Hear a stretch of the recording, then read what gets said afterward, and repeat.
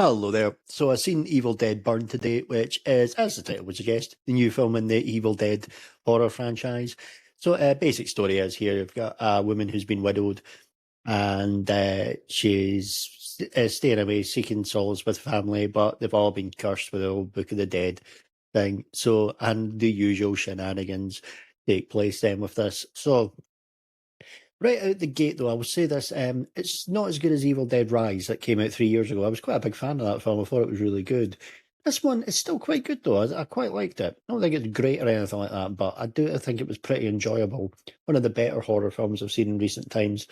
Um, you know, um, I think it's definitely it's a thumbs up for sure, even if it's a step below its predecessor. I think it's got certain things that is that the other film had that is lacking. Like this is one of those films. I think it's really good disposable entertainment.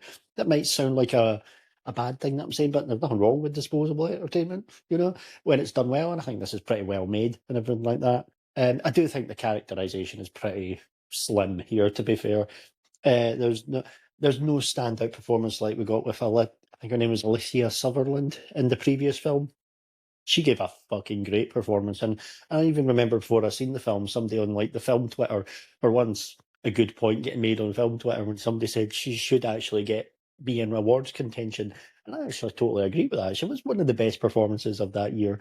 But horror was seen as a dirty word, but in awards contention, but not so much now with the likes of, I think her name was Amy Madison, I think her name is, who won for best supporting actress for the playing the villain in Weapons. Of course, Michael B. Jordan won for Sinners. Sinners isn't your typical horror film, but it still counts. Got vampires in it after all.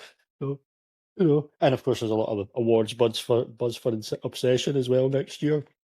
So, it looks like there is a breakthrough with that. It looks like Olivia Sutherland kind of walked before everyone else could run.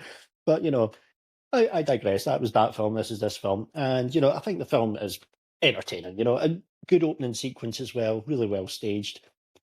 I think you kind of know what to expect with this type of thing, if it's your thing or not. If you just don't like gore at all or anything like that, completely stay away from this film. I would say so. There are some very uncomfortable moments, but the set pieces are well staged. I don't think it's got anything like the humor like the Sam Raimi films did have, or that. But as far as the new ones go, I'd say it's better than the one that came out in 2013, which I quite liked. I thought it was quite good for what it was. But I do think this is superior to that. So of the new ones, I would put this in the middle of that. So, but as an entertainment, it works really well.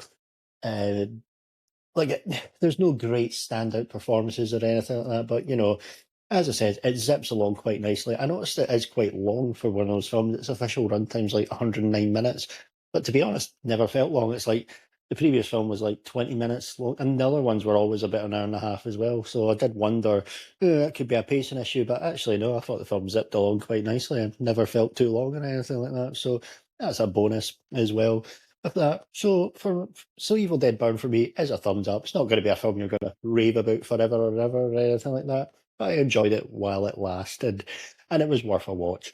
Anyway, thanks for taking the time to listen, and goodbye.